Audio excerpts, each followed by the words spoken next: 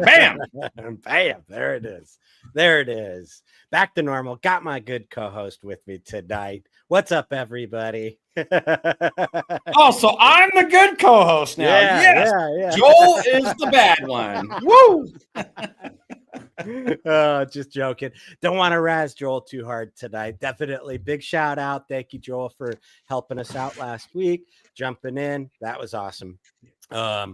Well, here we are getting out of sorts with our normal deal. So going over the intro like we should for all of our listening, audience out there on those channels. This is Adam talking, Beach Bum Xotics. And with me, the other voice you heard is, take it away, sir. Shane Kelley, Small Town Exotics. You can find me at smalltownexotics.com. Small Town on Patreon, Instagram, YouTube, all those places. And Jay at Greenline Morphs. You can find him on Morph Market and Instagram. And I think Beach Bum has all that stuff too. You may have forgot to mention.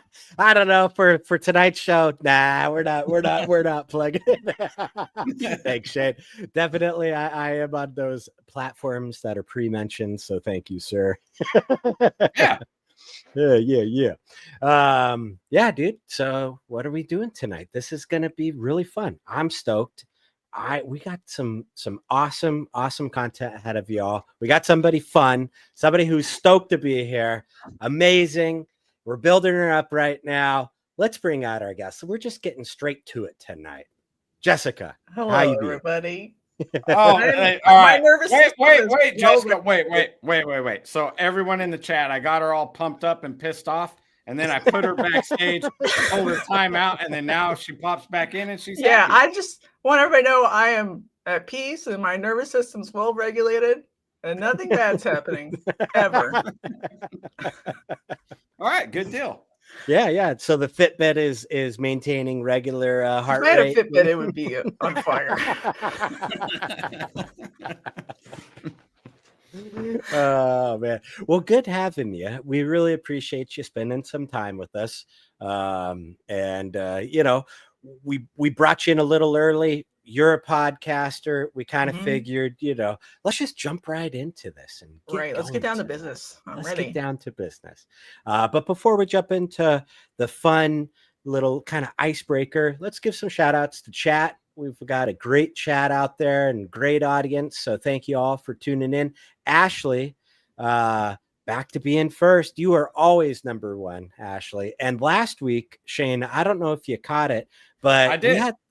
We had a malfunction where the top chat thingy wasn't calculating. She was dethroned possibly. I don't know if there's some Russiagate going on or something weird. But Ashley I'm going to say a loss is a loss. I mean, you got to go off the scorecard.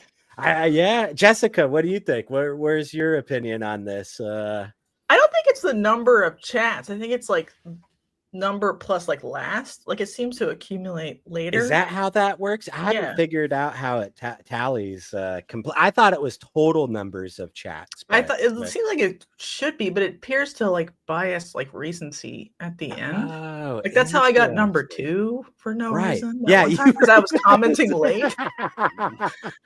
Like numerically, I shouldn't have been number 2. I was just later in the chat, like still chatting towards the end. Oh man, still fun. We appreciate everybody's engagement. So we'll see what it throws out tonight, Ashley. I mean, try your hardest. Who knows? Maybe try that technique right at the very end. Spam bot us. Yeah, like the old auction, snipe at the end. Jay, we see you out there always, sir. Thank you very much. We appreciate you. Herp and Harbins, we got the total package tonight. We got we got Alicia and Josh out there. So thank you very much. BT Radical Reptiles, always appreciate you. We see ya. What's up, guys? Rora Xotics, can't make it tonight, but I'll catch the replay. Well, we appreciate that. Leave us a little comment and let us know you're part of the replay crew. Who else we got out there? We got Keeper Kane. Appreciate you, sir. And we were showing Jay earlier during the shout out, but thank you, sir. Always producing the awesome graphics and cool stuff for everybody. Got Will's Hella Heat. Sorry about the reminder. Forgot again tonight, sir. Dwight the Pie Man. Oh, yeah. And then we got Jessica commenting on her own. Yeah. What up? What up? Who else? We got Shauna. Thank you for always being a part of chat. And Chris, Fat Man Nation. Thank you, sir. All right. Did I forget anybody? The list is going on. I think I did get everybody. Well, with that said, let's jump into this. Let's get down to it. So, Jessica, I know Shane and I we kind of pulled up, and we appreciate you jumping in tonight for this interview. We were kind of talking about some topics, and one of the main ones that him and I wanted to ask you about, because we've also thought about it too, is maintaining your podcast brand and your reptile company kind of persona brand, and delineating between the two. So I wanted to kind of hear your thoughts on how you do that, right? Like, are the two blended for you? Are you keeping them separate? What's important for you in that, I guess? Well, if I'm going to be honest, I think it's better to have a podcast that's branded like your business brand and be on your business's channel. I know you guys you're doing what I did previously. I think it's fine. It's fine. But like a lot of people don't even know what my business name is. There it is. There it is. I can't pronounce it, as in last week's announcement. And so that's fine, right? No, I'm joking. And so like it is a problem. It's not a huge problem because there's not that many people in the hobby. They'll figure it out eventually. But in retrospect, if I could change things, that's what I would have done.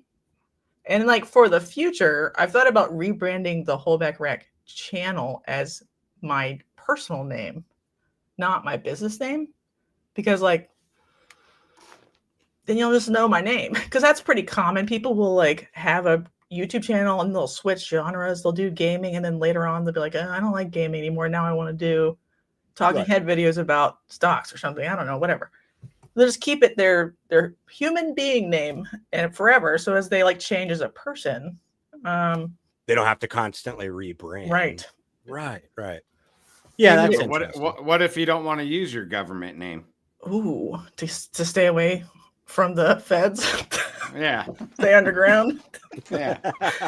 I mean, that's a brand choice. Like I've known lots of like multi-million YouTubers just recently who've gone down, because I think if we're pretending like we're trying to be authentic in public in front of other people, what's more authentic than who you are as a person? Right. That's true. Yeah. Right. Yeah, and I mean, it doesn't have to be your legal name either. You could screen name it, but maybe, you know what I mean? Like, you'd go by, I know everybody knows your real name, so for you, that makes sense. I'm saying if somebody wanted to apply this to themselves, but wasn't comfortable putting their legal name out, right? But in this industry, we're all like self-doxing anyway, in deep, true, and meaningful ways. Like we're registered with the state. You could look up where we live, technically. My wife doesn't want us talking about that. Like all of our contact information is on Morph Market. Lots of people love taking phone calls, so they put their personal phone call up. Some people put their personal phone call up on podcasts because there's like, just call me, because like it's a relatively I always laugh when people say like, "Oh, how did we get a hold of you?" And they just like say their phone number. I'm like, "What are you doing?" Yep. So I think it's fine. It's something I've thought about, but I haven't like made a strong decision on, because like the different things on the channel are hypothetically done by you, but you can have different playlists for different topics. Like if you have a talking head video and then a podcast and then vlogs one day maybe, or whatever you want, it's all something you're doing. So that's sort of my thoughts on it. But yeah, when you vend a show, do you have any holdback rack signage? I have in the past, but not to be mean, but largely the customers who walk in, this is not for them. They don't want to hear a breeder business podcast talking about breeding ball pythons or corn snakes or lizards or like the minutia of our internal machinations. It's so boring for them. So they're not even the right audience. I have cards they hand out to other vendors or like, do you want to be a guest or something? Chris's astute observation here. Yeah. You can clearly see when Jessica says it's fine, it's without a doubt not fine, right? I caught that too. I was just letting it go. Yeah. Well, and you know, maybe the kind of slow up a bit. So people know, right? Holdback Rack is a podcast focused for breeders, and the content really deals with that. I know you guys deal with other content though, like various reptile keeping, but it is always from more of an expert level. Is that how you would define it? Or yeah, like when I used to hand out cards, of like, is this for? I just have one crest gecko. I'm like, no, actually, you might get something out of it, but it's so I think it's fine. But we got to remember how small our hobby really is. Like it seems big, but it's actually tiny. Teeny tiny. There's not for the super nerds, you know, like us, right? That sit around and talk on the internet about reptiles every week, you know? Right. And there's about 300 to 400 people out there judging by everyone's view count, you know? Right. So I don't know if it needs to be like marketed in that way. If I had a separate channel called Pets 101, which is just like intro keeping stuff that happened to have a podcast where you interviewed one keeper about some aspect of that species they keep and how to take care of whatever species they were interested in. That would be a better thing to hand out at a show, because it's just like, here's a bunch of basically care sheets. They're 30 minutes long, extremely digestible, and intended for a beginner audience. I actually don't think, in my opinion, like these shows are for them. And so right. Yeah. You know, it's kind of funny you bring that up, because so Reptiles Unplugged started with Joel and I, and him and I being somewhat new on the block. And we started the podcast actually of, hey, let's ask questions of the experienced breeders that we're wondering, because we know, I bet you there's a lot of other people wondering them too about the same kind of subject matter. So we started it off as kind of like our journey through and learning from a lot of the people that have been doing it. So that like initially was the focus. Now, after been doing it for a while, it seems that focus is kind of that's not the focus. And now it is a little bit more at the expert level, even though I kind of like to bring in some stuff and talk about certain things that the new keeper would be kind of, you know, thinking about, right? But a new keeper who wants to blow up bellies and frozen thawed rats when you thaw them out. Like that. We did talk about that. We did talk about that. Because we've all done it. Even if you have an intro topic, these are geared for people who have at least the aspiration of wanting to be a breeder, even if it's a hobby or full-time or whatever. They're not palatable to a normal mom who just got her kid a baby banana. She just needs to quickly know a setup. So like, yeah, I agree with you there. I totally agree with you there. They're not going to be tuning in tonight. Right. So if you wanted to explain not exploding bellies on frozen thermal defrost, that's actually very important for truly new keepers to know. Right. So like that should be its own 5-minute video on a channel that is sanitized, has no explicit content. You know, I also struggle with that, and is ready to give the mom that card. And that would be good branding for somebody if they just made like 5-minute clips. Like, have you ever seen Josh's Frogs YouTube channel? It's about complicated animals, but it's in extremely digestible pieces. Like, how do you set up your frogs terrarium. It's 5 minutes long sometimes. Yep. Right. Yeah.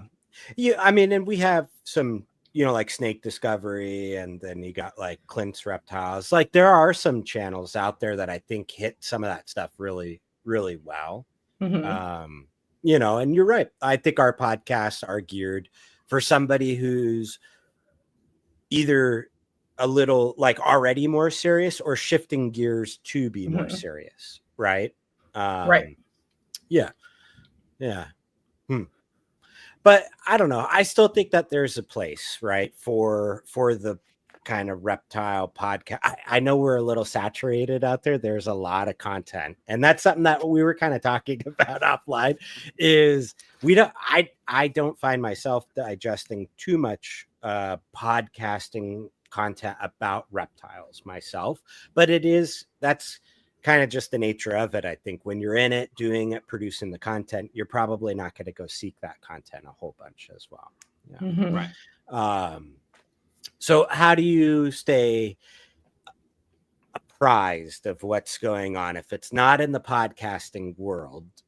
How do you network yourself, and what's some advice that you could give to somebody like we just mentioned that's wanting to shift gears, right?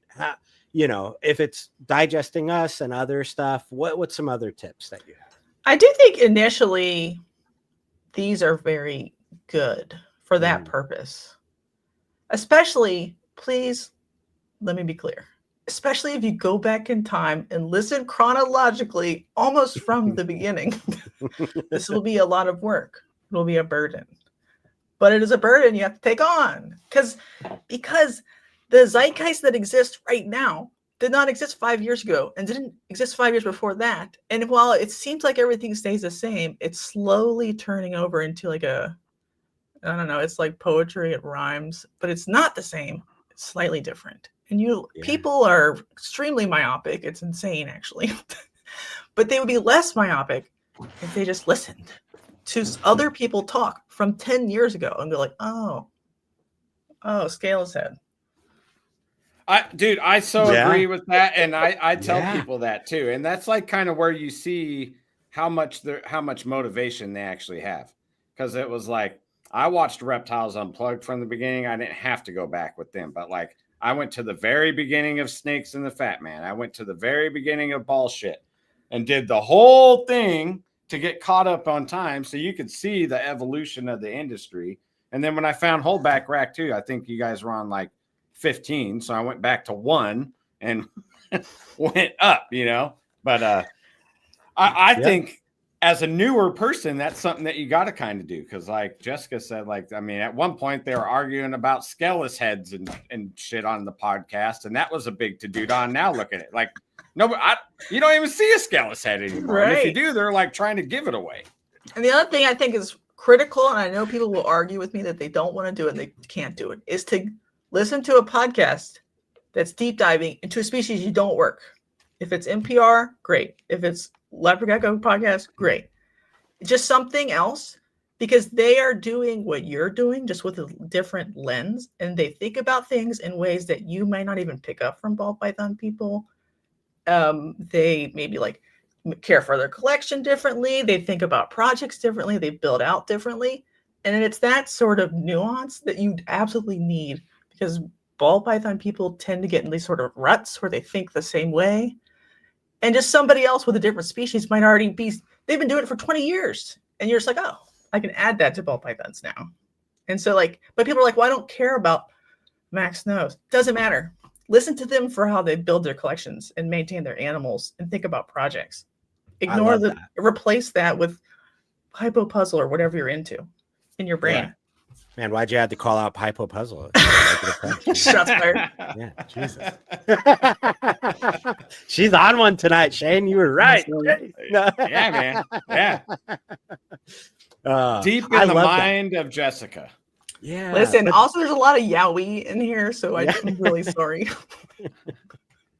I think that's why me and Jessica get along, though, because like I did the stuff she's talking about, and we listened to some of the same podcasts, like From the Ground Up, which was like basically corn snakes, but I listened to all those too.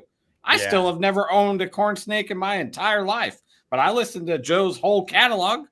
Because it's Right. not really about the species, really. It's the application of the human will on what they're doing, whatever it is. That's what's interesting. And that's where you can find takeaways. Right. For sure. 319 also agreeing here. I've learned so much listening to keepers of other species. It's 100% fact. And I think that's a great tip right there. You know, there, even if you're kind of coming into this, you're shifting gears, getting serious, you've started networking, you're researching the ball python stuff. What's your next step? I think that's a great next step, actually, is go start listening to some of the other reptile communities, start learning from them. Something that I kind of applied with that myself recently was the retic community, talking a lot about polygenetic traits, right? And breeding and incorporating those into your breeding program to enhance your snake over somebody else's, right? Because, like, all right, so here's the example, and I'll use pastel. Back in the day, we used to have multiple different lines of pastel, like Graziani had his line of pastel. There was the Lemon Blast pastel, I think it was, right? Lemon line. I got lemon line. I got it. Right. You know, there were multiple lines, and that was really just line breeding the hell out of pastel to try and make it the best that it possibly could. But Greg, if you listen to him, he was using normals that had specific patterns and specific look to them to enhance that pastel. So I took that into what I wanted to do with my breeding programs here with ball python. Was it's not just gene stacking on paper. Go look at the individual, learn as much about the lineage as you possibly can from that particular animal, or establish it your own by using the right look that you're going for. Not that the ball python market particularly respects selective breeding. Well, see, I think this is the next phase. My brother in Christ, last night I was on ballpythons.net looking at an old thread, and guess who was saying that in 2011? Other ball python breeders. Oh, speaking of past predictions. Oh my God. Okay, so I took your challenge from when you gracefully covered what I was out. Well, not challenge, but you were saying how you wished even like our podcast would go back and look at their previous predictions and then talk about it. You right? Personally, Yeah, but I was like, hey, let's do it, right? So I didn't complete it fully how I'd want, because it would take a long time. But I did go back and look through most of them with some assistance from AI as well. And yeah, man, I bet it pretty hard. I was totally on the DG everything hype train, which I still agree with for myself, because I love what it does. Well, you love what it does when they're all $50 still? Just say yes or no. Yes. Okay. No, good. 100%. This year, I am. Wait. But that's a consequence that we all failed to look at back in those days. If everything is DG, it's no longer worth anything. It's no longer gonna bring in. Yes, and I agree with that. And it's market saturation, right? And I think when we talk about these things, we shouldn't hype them in the sense of telling everybody this is what you got to go do, right? It's more learning from, okay, I love DG because I love the palette that it's bringing, and I want to see that in more of what I produce, right? And I'm taking that palette that it offers and breeding it into projects that I think would work well, right? I think hypo is a must for it, and then puzzle is my main pattern mutation gene, right? So for me, those three combined are the core of what I'm doing everything around, right? Bringing in new things. That doesn't mean, though, just because I hype that, I think everybody should go produce nothing but what I just said. You have a financial incentive for everybody not to produce Correct. PT puzzles. So I guess that's the question. How do you hype, in your opinion, how do you hype your projects without convincing everybody? God, Just I've been to do having the an argument same all thing? day about this, by the way, with somebody else. Because on accident, because of the size and strength of the ball python market, it creates FOMO cycles, like periods of euphoria and then troughs of depression and sadness. What are we in right now, Jessica? We're in the resigned sad part of the euphoric cycle. But I think that has to do with over promoting. So I don't know what percent you should promote. Maybe a very tasteful, very demure. This is a nice snake. Look how nice this is. Don't overdo it. No investing now. No artificially like inflating prices because you think demand's really high because you just promoted it. Just like, this is a cool snake. Would you like it? And then they will like it if they like it. But I don't know. It feels like ball pythons run on like you have to euphoria cycle or we are the Red Bull of the of the reptile There's other world. species that don't do that though, or they're just like whatever. They have like a little cycle of like being overly bred because they become overly popular, and then they sort of half disappear. It still happens, but it's not like whoosh, boom, and then it does it again. Right. Yeah. But I don't know. That's why I'm just like, if people have like temperance and projects and goals. Well, that might also align with one of the other predictions from Reptiles Unplugged, which was clown pied.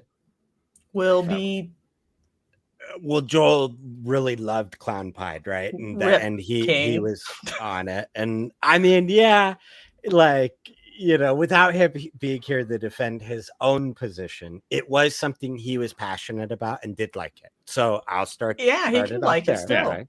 And he could still like it, right? Yeah. But yes, overall, the Reptiles Unplugged statistics for calling what will be hot forever was not very good.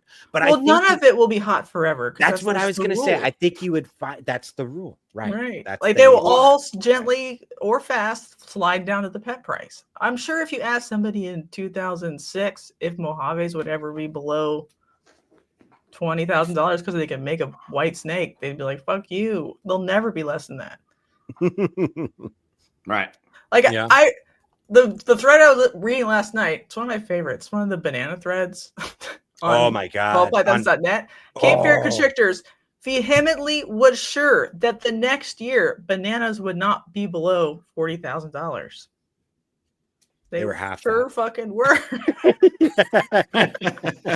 And it's not because it's partially the sex link stuff and whatever, but it's all of these snakes will fall to the pet price eventually. It's just a matter of how much time it takes to get there. So how do we convey some of what we're saying to like somebody that's new that may be listening right now? Like Clown Pie, that's a good project. I mean, it wasn't my cup of tea, but for a minute there was a whole FOMO cycle on that, and then all of a sudden, I don't remember what year. I'm sure Jessica remembers the year and the quarter. But all of a sudden, all of a sudden, man, Morphs market was flooded with clown pies, man. Like they were everywhere and they were cheap. And it was like, oh, all them people that went into clown pie are all producing right now. Yeah. How do you explain that? I feel like, and like if you invest in that, be prepared that might be something that happens. Right. Like if you're on the investor train, I'm doing some air quotes for the audio people out there. I'm sure you're gonna get lots of downvotes. But to me, the investment part of the market should be fun money. Like if 5% of your net worth is in fun stuff like crypto or gold or whatever, 5% of it should be also ball pythons. So like it really can't be 100% because all of it could go to zero or something all of a sudden. And so like if you think about it like that, then maybe you'll have different opinions about how much money you want to outlay. And I know a lot of people don't want me to say that because they want you to invest your entire 401k and remortgage your house and take out credit card debt and sell your dog. The poor dog's got to be sold on the Man, streets. the dog even? You're Yeah, you throwing can't the even keep a dog. What about the Chevy? The Chevy, man. Don't throw the Chevy Right. in. Get a payday loan. If you don't do those things, but just be like, this is my fun money. It doesn't matter if it like drops to whatever the next year. You're just like, well, I'll make it back up on the next generation. But if it's like debilitating because you literally put it all on a credit card, don't do that. Don't do that. Right. Right. I think that would be the answer to your question, Shane, right? Somebody new coming in.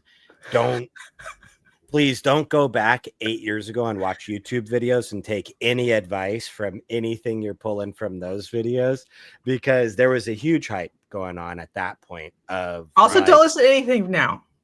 And that's true. Right, today, do your own tonight. thing. Do what you, like you said, right? Like just be, it's more about just like not jumping head over heels into something that you're just getting into, but that's applicable to all of life, right? Like, like breeding reptiles is uniquely a hobby that can often break even and pay you some often because they make babies and you sell them to people, and typically the babies collectively are worth more than the cost of taking care of the parents. So like unlike golfing or buying a boat, my husband, those are hobbies that just straight up lose money. You can't put a price tag on that smile, Jessica, when you're zipping across the lake. I know, he's right. He asked me last night, like, if he died. I was like, how do you want to... We were talking about something, and he's like, I should be buried in my Viper. And I'm like, yeah. Oh, okay. I was just going to ask if he still has the Viper. So we do things for fun that aren't supposed to make money. This just happens to be something that could be fun, that could also make money.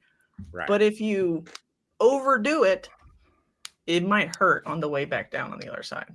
Yeah. Definitely. Well, I want to circle back a little ways, though. I want to say part of Adam's prediction was right, because Hypo Puzzle's still holding pretty good out there. That is true. Puzzle was my other prediction. That one was right. Yeah, I mean, She's just shaking her head. You're still not getting the point. She's fuming. She's fuming. I'll keep my mouth so shut right now. Hey, Puzzle went like this for a minute, and it's on an uptick right now. What are you talking about? Like in terms of sentiment or price? Puzzle's down across the board. Price. Well, I'm just saying popularity. People asking and talking about it. I mean, I don't pay attention to the prices. That's your job. I gotta say nothing again. What is the graph? Do you have a readily available graph that Didn't you watch last stock report? He's not a member. No, that was on the live. I did the second quarter on the live.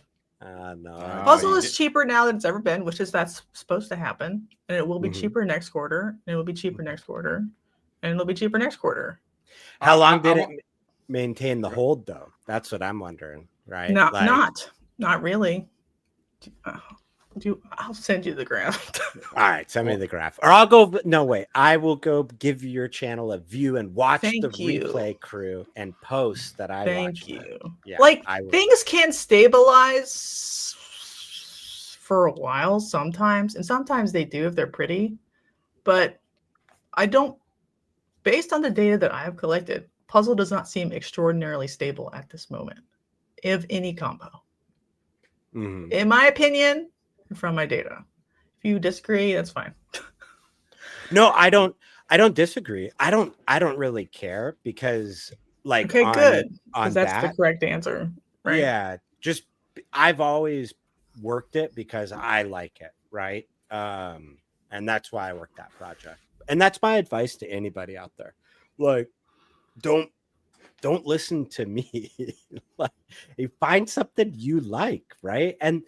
And there's so many reptiles out there. Just because ball pythons are popular, dude, don't work it just because everybody else is. Find something you like. That's always my advice. So yeah, and if you happen to like stuff that goes good with Cypress and Wookiee, I'll like you more. I'm just saying. Right, purple. Don't piss off Will, Jessica. Listen, I think it's still cool. That's not the point. It's just like, if a bunch of people switch into Puzzle because they think it's still doing good, it's going to make it go down even faster. No, that's what I don't want. Well, exactly. That's what they're doing. And then like the boa lineage saying it is correct. There are almost too many selective breeding lines of boas. So people have started to ignore lines and go back to being like, whatever. It's a pastel. It's This is the general. it's like half Ferrari, half flamingo, half sugar, and then everyone's like, "What?" And you're like, "Okay, pastel." So, well, yeah, at that point, I think you should, right? Like yeah. When I got back in the hobby, I was like, "You guys are fucked up," actually, because like when I left, it was Pastel Dream. That's it. Jeff Ronnie special. Now, and everyone was like, "I'm too good, so I'm gonna have my own line." But I think people should like be like, "Okay, we have a phenotype that has a particular look. If it is this line, I don't know if it always needs a name, because then you crowd out the ability for people to understand what's going on. You can name it internally. You could be like, it's sold by me, but I don't know if they all need a line." I agree with you on that.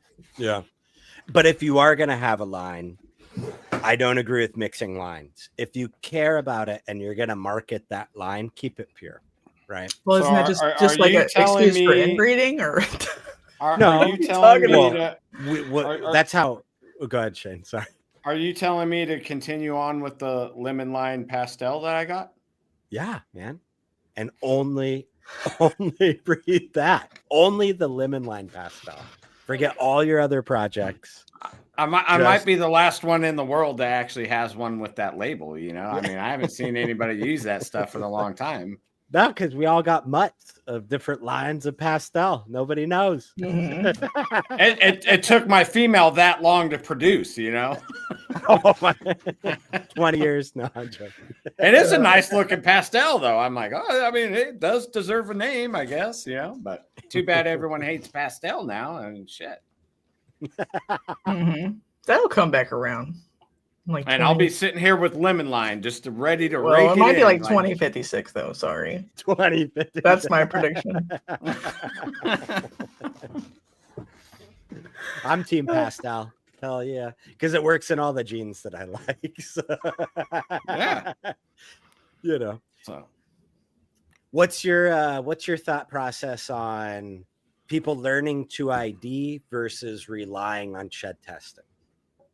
Oh Lord. I feel like new people are at like a severe disadvantage, honestly, because like breeding and IDing in person is much better than like checking things against Morph Market, because Morph Market is wrong a lot, and also like hard to tell what's going on or whatever. Shed testing. Well, a lot of the shed testing tests aren't 100%. So, I don't know how to be polite about that part. In terms of for incomplete dominance, there's a lot of tests that have problems. So you best learn to ID the old-fashioned way for incomplete dominance, in my opinion. What's the old-fashioned way to you? Just looking at it with your eyeballs. Ask a friend. Compare to known animals. But a lot of times, like, there's a lot of stuff, like, especially with like stuff that's barely there, like OD and red stripe. Is a lot of, I probably like the in-person color is the real determiner better than pictures kind of screw the color up. Yeah. I feel Sorry. Yeah, and I mean, you could say like it's possible this. It's not really adding value anyway, so I wouldn't sweat too hard over it. Like something like that. You know? Like I wouldn't go pay money to double check if a OD's in there. Right. For a lot of combos, maybe not everyone. There's some that are like so expensive. It does depend, but like you know, if you got like a pet level animal, I wouldn't stress too hard over if it has. Well, I guess we're picking on Orange Dream. If it has Orange Dream or not, if it's a wobbler, just be like, pass Orange Dream, sell it for whatever you're going to sell it for, anyways. That's my. I mean, that's how I'm using shed testing. Is kind of like, does the knowledge of having that gene boost the price to make it worth the cost of the test, basically, right? If it's a sellable animal.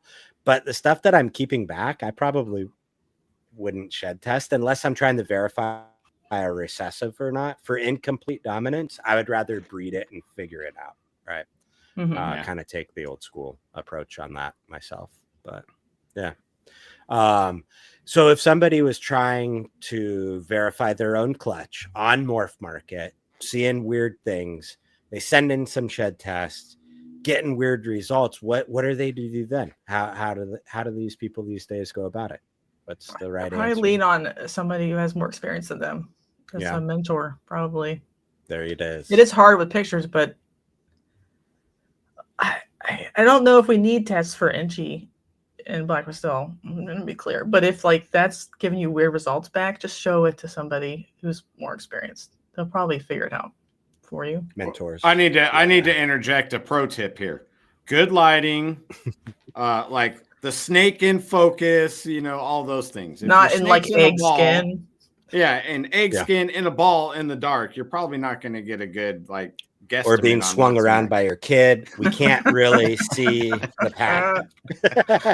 Well, listen, I'm the moderator of a corn snake ID group on Facebook, or one of them. It's not my group. I just got added. It's like probably even rule that worse. place Everyone's with an iron fist. A little worm, and it's blurry and it's far away. And you're supposed to do like an eye shot, a belly shot, like dorsum, and in natural lighting. I'm just like decline. I don't even tell them why. Because all of that's relevant information to IDing a corn snake. Okay. Right. Yeah. Man, so what I've learned so far about you, Jessica, is you do a lot of things that irritate you. Basically, you're an admin on a group. You breed reptiles, which are notoriously not going to do what you want. No, you want me to do this? Not happening. Well, I mean, I like reptiles. That's my flavor of TISM. So I'm here, whether you like it or not, or whether I like it or not. Hey, what kind of shifted gears a little? One thing I was thinking about asking you, and that kind of brought up, I love reptiles, right? You keep a lot of different species. How many species are you up to right now? I don't know. Okay. 20, over 15, 20. Oh, wow. Okay. So over a dozen. That's where I was starting. Well over a dozen. So yeah, I don't know. I probably name them off, but I don't know if that would be fun for anybody. Are all of them breeding for you, or are some just pets? There are animals in species that I breed other ones, but I'm like, oh, that one's kind of cool. Just keep them for fun. Mm-hmm. But everything I have, I would like to breed at least sometimes. Okay, I don't know if everything has to be bred every year, Right. Yeah. But the animals you take in, you do have plans on breeding them. That's kind of okay. All right. So do you set up your breedings of all right. So that comment that you just made, I don't breed everything every year. Is that based on your market analyzation of, hey, there's too much saturation over here? Mm-hmm. Or is it more a personal desire that you have? I want to produce this. Well, if I could sell them all instantaneously when they're hatched or born, I probably would breed an infinite amount. Okay. But you got to be realistic here. Once you breed something, you take it to all your shows in your area and it's online, and you're like, oh, I can only sell 15 of these a year. Well, that's how many you make. If you need to skip females and skip years, or do this holdback instead of the mom, but you're not ready to get rid of the mom because you want her for something else, just take a break. So I have the capacity to produce many things all the time, but I don't know if my market or the market at large could bear the sheer number of animals that I could produce. But it's not that hard to maintenance feed an adult corn snake. Whoa, it's $20 a year. It's whatever. Right. Yeah. Right. Okay. So that's how you kind of are doing it. Do you have breeding stock that are meant for your show circuit versus online breeder? Do you set up your breeding programs like that, or? I don't know. I've gone back and forth because things obviously do better at in-person events versus online. But I think making an entire clutch of things that you only intend to sell is typically a recipe for disaster because it's not satisfying or fun. Yeah. So the perfect scenario is in the clutch, there's something you want, but also something that could potentially move it forward, no matter the species, by the way, selective breeding or not. I don't know. I bred an IMG VPI to a Het Jablonski Super Stripe. The normal Het VPIs are not that cool or compelling, that's show fodder. The IMGs are pretty cool. They'll go online. I got my male IMG, like probable het Jablonski super stripe based on het markers. Win-win. We made the whole buffalo. Nice. So we can part it out for the whole tribe. That's all right. I gotta put you on the spot. Okay, good. You can only keep one species. What is it? Boas. I knew it. Traitor. Traitor. Well, listen, I own Why ball she a traitor? pythons. They don't own me. I think that's something people have always been confused about. Like, they don't consume my waking moment every day. I think they're cool. But a lot of people are like, well, if you don't do ball python content, I'm not going to watch it. And I'm like, well, That was a good shirt. I own ball pythons. They don't own me. Boom. New Trademarked. Trademark. Send it in. So I think a lot of ball python people, they're very cool, but I'm like, you would be like an awesome whatever breeder or something. You have like the time and attention and care for that. And they're like, I'm not ready. And I'm like, okay, you're not ready. But one day you might be, So they could add it. Yeah. And boas are cool. That's one species that I haven't kept. Is boas, but I have wanted to. I was into the Hog Islands for quite a while. Got Vin's book, read all about the dwarf species and all the island kind of locales and stuff like that. So yeah, I like it was what I grew up on, so I'm partially like biased, but to me they're like a great. Do you want to do locality stuff? Great. Do you want to do Morphs? Great. Do you want to do both? Great. Do you want a biogeography lesson in your snake room? Great. Do you want it to be kind of good for kids, but maybe it's like a little bit intermediate because it's a little bit big? Okay, male Colombian. Okay, smaller, maybe male Tarahumara. Like you can do whatever you want. They definitely have taken a back seat in the last 20 years to ball pythons, which is fine, It's all right. But they're still cool. We're bringing boas back. I do think they're cool. And the whole live litter aspect of it is it's so nice. I don't have to do any work. She does all the work, and I get to harvest the bounty. It's not my fault if the incubator fails. Right. Yeah, I just recently we're going through like a little remodel here in the garage. That's why there's no enclosure back over that way and some other stuff. And I had moved my incubators, and that was quite stressful. It's like Yeah. It's fine. Like getting used to having a lot of eggs around is interesting. Because I used to just incubate whatever colubrids I had back in the day on a shelf, just like I do now. So I never had an incubator until I had ball pythons, and I'm like, this is stressful actually. Like the fan is too hot, it's heating it up too much. It's like a crisis. I'm like, much simpler with it's got to be within this range right here. Oh God, why is it so specific? Right. Yeah. Totally. Yeah, Jessica's gonna walk me through my first boa breeding season this winter. It's very nice. Easy. In my opinion. And what do you have, Shane? Again, what are you breeding? This year I'll be trying Tarahumaras and some Sonorans. So that's my two pairs that I'll be trying. Very cool, man. Yeah. So smaller stuff though. They're all smaller. So they live in 70s. Oh, okay. Yeah, nice. Yeah, 70s aren't too bad. She's blinking rapidly. What did you want to say, Jessica? I was going to be a smart ass, but I have to decide. Yeah. Yeah. She's going to tell me that my shit's too small or something. And I like my boas are bigger than Vin's. Oh, I thought. So they're. Man, we're talking boas. Thank God this is what.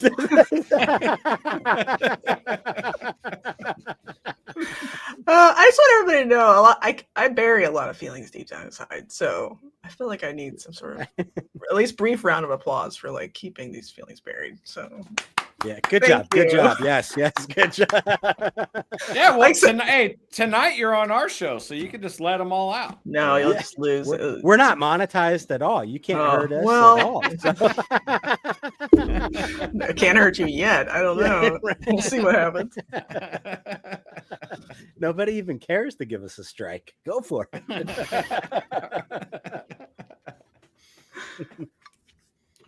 Well, right. out of all the species that you breed at certain times, and this is obviously regional to you, but what do you find does best at shows for you? Is it in cycles? Like 1 year corns do good, the next year boas? Like, give us a slight breakdown on that. I think ball pythons do the best. What? Be honest. Is that why you're huffing and Blasphemy. puffing? No. Well, I mean, I just think people think they make up things in their minds, and I don't know if they're real. Because I'm thinking if you just look around you and you're like, why is there so much inertia in the ball python hobby? It's because there it is. Like it's going. There it goes. 300 ball pythons out the door. This snake show with 90% ball python vendors. And why is that inertia there? Because people buy them. Realistically, and I know people want me to be like, yeah, this rare worm is what sells the best. It does not sell the best at shows. Normal public wants a cheap, fat, cute pet. They want a ball python, even if they don't know anything better. People tell me like boas are retics. People tell me my boas look evil. People think every colubrid is a corn snake, and they can't tell the difference between them. So, oh, they're not? I thought they were. But that's a show with a very naive, general, family-friendly audience. A show with more hobbyists would want something different. Because that's what they want. They want blue beauties or something. But then you're just trying to like throw darts to the board and hope the hobbyist who's interested in your rare species happens to be there at that time. Right. Yeah. Or follow specific breeders that maybe bring in that stuff. Like I know in the LA area, there was a breeder that he moved to Thailand, but DMT, and he always Dan had the coolest stuff. You knew there was going to be wild, crazy species you rarely ever get to see. And so it was always fun looking up to see if he was going to be at the show and maybe going to a show specifically. But he also like self-promoted himself as a guy who would bring weird stuff to this one show. Yes. That's sort of a requirement.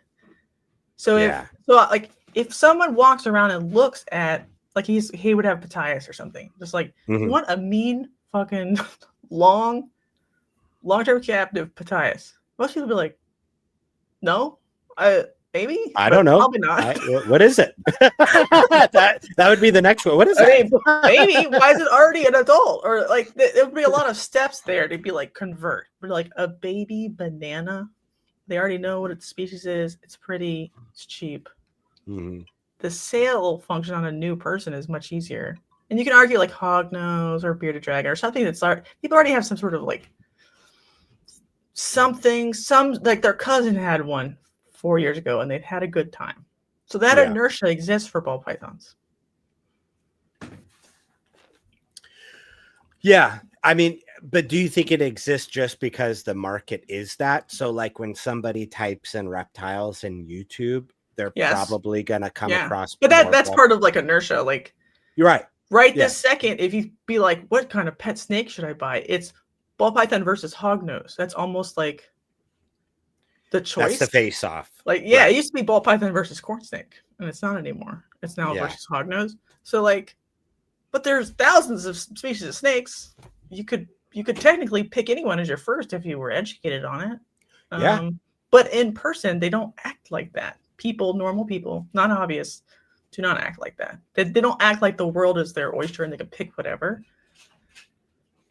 They like to be shown, guided. They're like, my cousin had one. That's what I want. Even if I'm like baby male boa, baby male ball python, same price. Right. They'll still outbuy it. The only thing that like it's good for this strategy is being like, I'm the odd man out at the show. I'm the only one here with carpets. Then all the carpet nerds will come to you, or odd person for boas or whatever. But in general, right this second, the way the market works, people will buy what they understand, and they understand ball pythons and hognose right now. Well, there's a lot of support and information out there. Like if they got questions, like boom, like there's a million. Like Josh was saying, if you are a breeder, they're gonna do like both, right? And that's kind of like what you're talking about too, Jessica. Right. Yeah. But that shows. I think Yeah. online's very different. There's a lot of competition in both those categories online. So like you would want a rare version of them or something somebody would want to bother to ship. You might not want to try to sell your like cheapest hognose online. Maybe it'd be better at a show. But it's much easier to sell a Japanese rat snake online than it is at a show. So it's sort of a self-fulfilling prophecy where a show becomes more and more concentrated in the species that people are higher probability to buy. And not necessarily like the ones that might be best for them or whatever, but it just is. Can't help it. I've tried. Yeah. What percentage of your day do you think about the snake market? Every second. All right. Every second.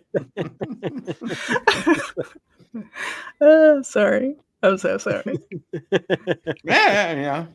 I'm just trying to, visualize what goes on in Jessica's head. It's not good. Yeah. It's not good. Yeah, I don't know what it's like to be quiet internally, Well, while we got you on Reptiles Unplugged, do you want to give some predictions? No.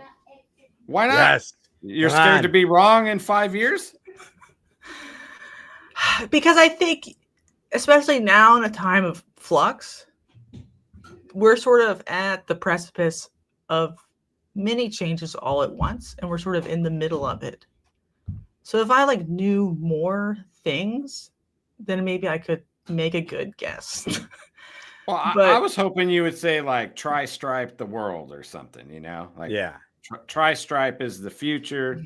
You're going to stand on that hill and run with, go for it. My degree of certainty is at an all-time low. How about this one? It doesn't really matter what you say. We're just going to deep fake. We're going to deep fake your answer. So. Yeah, I'm sure.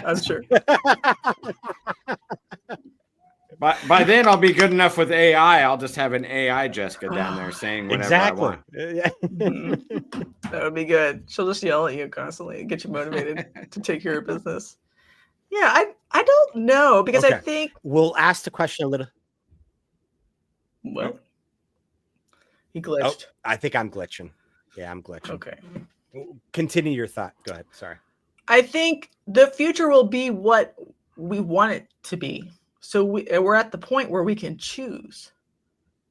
If we want another ball python FOMO cycle, it will happen because the rules are made up and the points don't matter. The snakes are priced the way they're priced because we believe it to be true.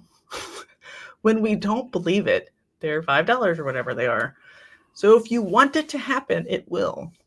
But the market can stay irrational longer than you can stay solvent sometimes. It cannot believe what you believe. So it doesn't really matter unless you just keep believing it. You have to just be I love retics and hognose and boas. Did somebody just gong you? No, I hit the gong. I hit the thing. If you just believe that those are cool and fun to breed, someone will be there later and will buy it from you.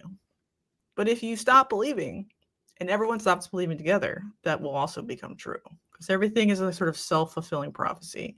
It's just, you don't know what price it'll shake out to be. But someone else will probably like what you like.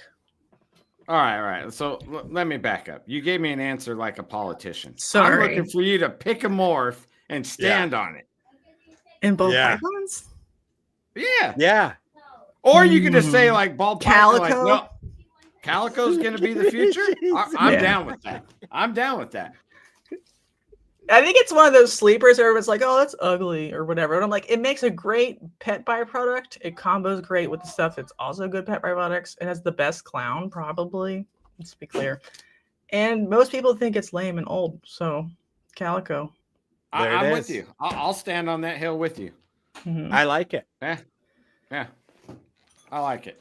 I like it too. And it makes a better Pompeii than Pompeii. So, let's be clear. Mic drop. Boom. I don't think we learned anything again. One of these days we'll learn something. No, I like it. I like calico. Are you a sugar or calico person? Calicos eat and breed better for me. So Okay. if I could, I might just sell all my sugars, honestly. So I agree with much. PSK So in that regard. you see that much of a difference, like with their behavior? hmm I don't know if they Yeah. are different, if it's a line, but like that's something I've heard about, and I'm like, yep. But I think the sugar ones like make that black sort of phenotype more often. Mm-hmm. You know what I'm The talking about? Where they speckling, like the black speckle that pops out. there's Is some that- that will like IMG out. I don't know if Okay. you've seen them. Mhm. Sugars do that. I've never seen a calico do that. It's a cool look. If you go look on, I think Brad Bowe's Morph Market from 3 years ago and sort by calico or sugar, because he only has sugar. You can see that version of it if you want to like cross reference. That's a very cool look. I love it. But I don't never seen a calico do that. But calicos eat so much better and live. I like how you get calicos that do the standard like white lift or whatever, but then you'll get the random version where there's not much white, but it like stretched out everything on the snake. You know, I love those ones. They're almost their own. I'm gonna be spicy here, like pattern variant type. Like if you just wanted to make different kinds of calicos as if they were pied or something, or because they're like a pattern mutation and a color sort of enhancer in terms of adding color to stuff, you could almost just be a calico specialist because they sell all day to pet people so good. So like they're almost easier to sell than pieds at this point, which sounds crazy. But if they're like a high white calico, like banana OD or something, that's kind of better looking than a pied because the orange like drips down. He's like, they sell better and they're much rarer. So even though it's old and not expensive, it's very cool. So there. Yeah, I agree with you. I think I of agree them with like pieds because you can't, like, it's not a standard look. Like there's enough variation in a clutch. Like you'll get, whatever. So it's kind of like a pied in that aspect. Like you can't judge how and much. You can add pattern genes to it to like make more white if you wanted to. Right. There's things about calico that I think are very cool. I hatched a bamboo version. It just has a bamboo dorsal stripe on it. That's cool. Isn't that cool? All the sides are white and it's just got a bamboo mohawk. Pretty cool looking. That's awesome. Yeah, that's super cool. I like and that. And they make a good puzzle. They make a good tri-stripe. They make a good calico. They make a good pied. It's like almost perfect. It doesn't mess up any of those. Yeah. Yeah. I know. I wonder why it didn't take off, right? Is it the variability that people couldn't predict in it? Therefore, like it just, I don't know. What was that? Why didn't it? I don't know. It might be because there's like, pied was doing kind of a similar thing, but better. Similar, but more. Yeah. Right. And then maybe people were buying sugar ones that were a little weaker than calico ones. They were mad at them. And sometimes you have no white calicos. Right. And so like, is that cool? Like it has pattern variation, but like maybe that makes you mad. And color. Right. Yeah. So, but I think like if we're in a world where we're selling by looks to pet people while we wait around for whatever, calico. Yeah. It's interesting that you had that experience with sugar. While I've been glitching for the last 5 minutes, I was trying to get some in there. I have only worked sugar, and it's been really good for me. Okay, good. Is it possible your sugar is actually a calico? Probably. No. I mean, sugar's a good name, very classy. It sounds, it's a little different, right? Calico. Yeah, it sounds delicious. Yeah, it does sound good. Well, anytime a snake is a food item, I'm in. I'm already in. I'm like, this is easy to sell to pet people. That's a +1. Yeah, you're like, it's a sugar banana cinnamon, delicious. I want it. It does sound good. Yeah. Yeah. Put some honey on it. I love it. We nailed you to the board on that. So calico is your prediction, and I think that's a solid one. I think it's a solid prediction there. Right. There's very few genes that like don't mess up in pied or something else. You know what I mean? Right. This is the only one. Not the only one. Like other ones are fine, but I think it's a strong contender, like you said, that it's versatile across almost all the different recessives. right? Because even albino, the albinism genes look good with it. You could tell the difference of it in pied. That means a lot. A lot of genes disappear, or you don't see very much. Works good in the pattern mutation genes like puzzle and clown. So, man, Did you see the sugar lavender Garrick made? I've seen sugar lavenders before, but the one specifically Garrick made, I don't know if it's not coming to mind. And you're talking Garrick DeMeyer, right? Yes, sorry. Yeah. They're sometimes like the orange underneath is so crazy without OD. It just is crazy because it just decides to like pop off. The whole gene's like, I'm just gonna go nuts. Right. And it's like saturated with orange without super OD, without sunset. It just is already really orange and insane. But like, well, that used to be the answer, right? If somebody asked how can I bring in orange before OD was even out with Aussie, it used to be breed it to a calico or sugar. Right. Well, good. Yeah. Because like to me, it's more interesting than OD. It's interesting in a different way because it doesn't make a banded animal. You know, it's still there's still a lot of pattern. It's just different. There's all these draggy bits and loop-de-doops and drippies and ringers, and that's all pretty cool. Like that could be fun without necessarily forcing you into like one kind of thing, but you can put that in anything. Like, I don't know. I like calico puzzles. They're pretty cool. Because like it expands the inside of the puzzle and blows them up. Yeah. Instead of reducing it. And it lifts the belly even more. Like puzzle already lifts the belly, and the calico seems to even help it more. So you get a nice, it doesn't not the exact same thing, but a similar thing in clown where it like bubbles everything up and opens them up. So if you, so it's sort of like Cypress in that way, where everything's sort of like bubbly and weird, and you add like yellow belly or something to it, you can like fill each little pocket with color. Yeah, I agree. I agree with all that. I'm a big fan of that project. I think the best clowns out there are calicos. Honestly, that's my opinion. Right. I guess some people are like, well, you can't see the white on it. But I'm like, if we're gonna like want functional units of change to the animal's pattern that we're like adding to, calico does a lot. Just as much as a spot nose clown does in terms of like opening and doing weird stuff. It does the same kinds of things. Yeah. In one gene, it's doing. In one gene. And the byproduct is attractive and be easy to sell to a pet store. Oh no, you made a bunch of banana calicos. Ooh, crying. So good. So much easier to sell than like a black pastel het clown. That's cool too, and it has a lot of color underneath, but people really respond to calicos very strongly. Yeah. All my sugar clutches went super easy. Like, because I made some mystic banana sugar stuff that I was like, dang, this is cool looking. Right. And I guess you just brought it up, but like in Bell Complex, it makes these weird fuzzy, floaty, like diffused side things that are sort of unique to Calico plus a Bell Complex gene. So like that's different too, if you want to do that. And all that stuff looks, what? Sorry. I've learned so many descriptor words tonight, floaty things and drips and fuzzies and ring.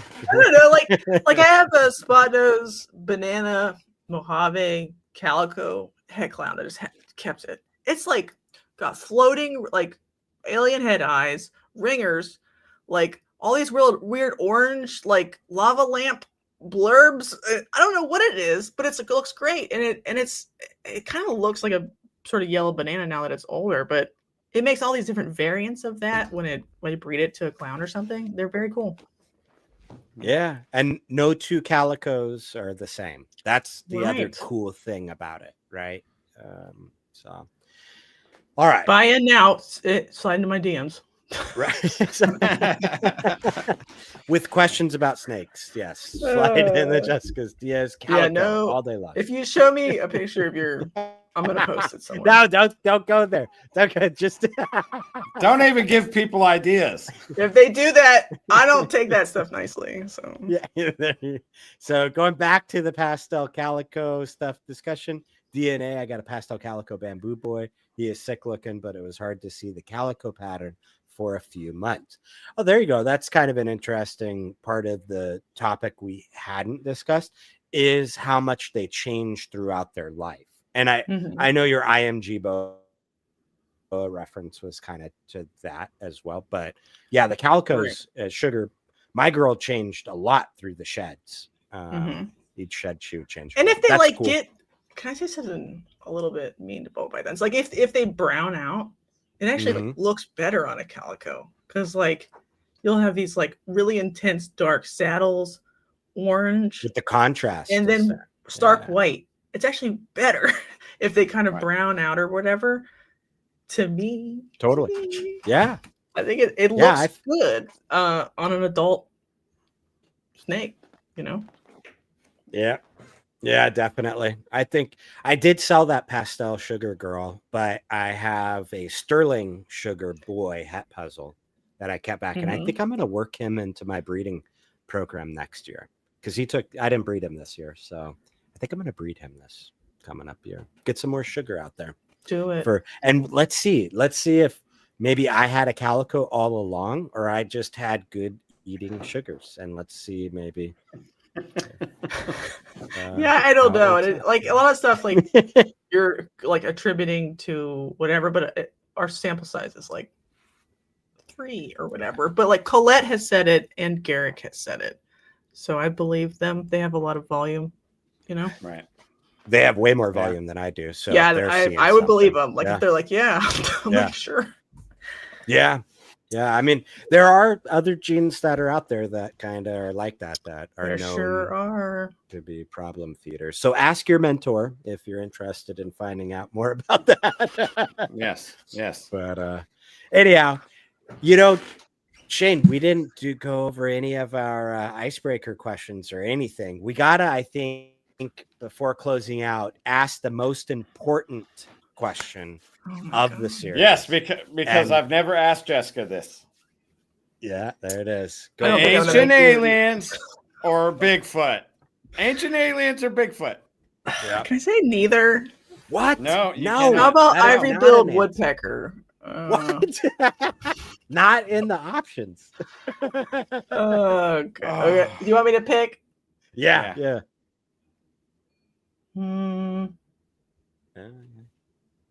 Bigfoot, because I don't know. He just seems like a classy guy. I remember. He's pretty cool. He probably like eats livers and like punches stuff in the woods. So it's like my vibe. All right. Well, with that, we're signing out. I feel like Jessica's chose that on purpose, just to disappoint Shane. I think She did. I don't know. Do you want me to like do the gesture? Aliens.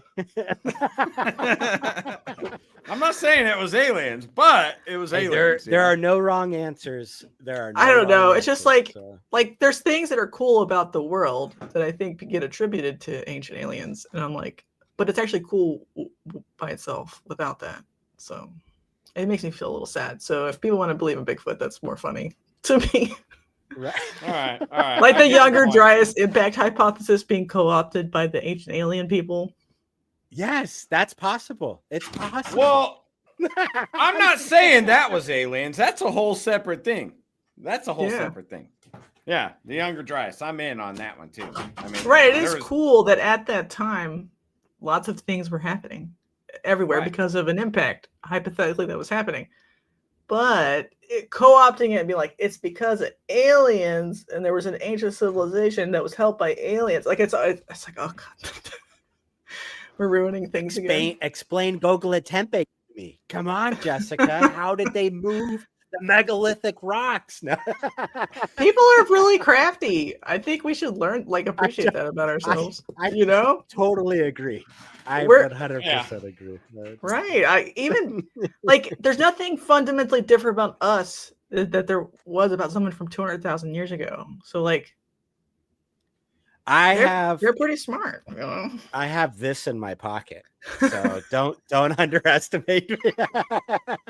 Well, you I'm could be totally as smart as a Paleolithic man. Yeah, you're gonna get me down a rabbit hole. So Yeah, let's not get in trouble. Oh man. Had some comments though on the calico sugar stuff. DNA Reptile was saying that he is switching. Garrick was switching his sugar lab to calico lab because of eating issues. Very interesting on that. I don't lie ever, Adam. I never doubted it. I never doubted it. So never doubted it. No, and they look cool too. And if you have a good eater one, it's fine. But like for me, my calicos look good. I like them. I'd buy a calico too. Those look good. They probably eat good. I'm in. Yeah. Like I don't necessarily need to add sugar. I already have a bunch. And then like if I would get new combos, I'd probably get them in calico. For me. Yeah. Right. Yeah, I mean, you've opened my eyes to it. I'm going to look into that a little bit more. And because I was the exact opposite. I was liking the sugar expression more. Mm-hmm. And if I were to jump back into that gene, like to go to acquired new animals with the gene, I probably would have went sugar. But now listening to y'all, I don't know. Well, that's you agree with Colette also, because she said she likes their expression better too. But she like tallied all of the eggs every sugar female had ever laid and all versus calico and year of birth and how many times they like laid back to back years. Back to back, Calico beat them just empirically. They don't not breed. They're just a little less hungry or something. Gotcha. Sugar line. Yeah. Interesting. Super interesting. Huh. If I can find the post, I'll post it to you. I think it was on Facebook. Yeah. Send it to me. It might have been 4 years ago though. Time is an illusion and I don't know what we're doing. It all repeats itself, right? I know. This has been a pleasure, Jessica. I'm really sorry. I'd like to apologize to both of you. And about what? No way. I don't know. Because you went into my mind. Disgusting. No, this is the good stuff. So we appreciate you allowing us to go there. Yeah, definitely. It makes me like gag. See, Chris liked it. It. Great show, everyone. Okay, thank you. I appreciate it. So anything that we didn't kind of talk about that you wanted to mention really quick or anything like that? No? I have a show tomorrow. We're doing where at? Oh, not like a reptile show. Like the podcast is tomorrow. Cloverfest. We're talking to Siggy and Xotics and Chris. And they were guests mostly, I think. So we'll get like this is like I don't know why this is exciting to me, but like the attaching hotel did a special tasting menu with like reptile named meals on it. For some reason, that's the most exciting thing. In my head, I'm like, what did the rattlesnake cocktail taste like? I wish we had more stuff like that, like fun stuff. So like I think I'm gonna go to IHS next summer. And I want more reptile themed puns and dinners and hotels. That sounds fire. Yeah, that sounds like fun. All right. So everybody tune in to this is on the Holdback Rack channel, right? Yes, sir. Jessica. And what time should everybody go tune in tomorrow? 8 Eastern also. 8 Eastern. There you are. So Holdback Rack, 8 Eastern tomorrow. Everybody show up. Let's get chat fired up and rolling. We'll talk about the tasting menu. Yeah, I love it. Well, thanks again, Jessica. Shane, any words of wisdom to impart on us now? No, sir. I'm good. All right. Well, everybody, we've really appreciated the comments we've had in chat all night. Thank you, guys. Jessica, thank you again. And we shall see you all next week. Have a good evening. Who won the comment war? Oh, dude, thank you. Without you around, look at what would I be doing? Well, let's see where it's at tonight. Was it Catalina? Everybody snipe real quick at the end. Quick. I know that. It might be Josh because he got 2 in right at the end. Right, that's what I'm saying. Could be. We got Gus. All right, YouTube Dave. pop out, share. Let's see. Tabulation, top chat. Come on, why is it being? There we go. Number one. Oh, There it Josh. is. Ashley. Josh, number 2. DNA Reptiles. So we got Chris, the double Chris's. So tonight seems a little more accurate. Last week, everybody was at 75 XP. Mhm. Yeah. So, Yeah, they were having a glitch. AI was in there messing around. maybe Ashley takes the throne yet again. So good job, Ashley. Thank you, everybody. Thank you also, Jessica, for reminding. Good job. Yeah, you All right, y'all. With that, then we're gonna take off. You guys have a great night. Love you all. Good night.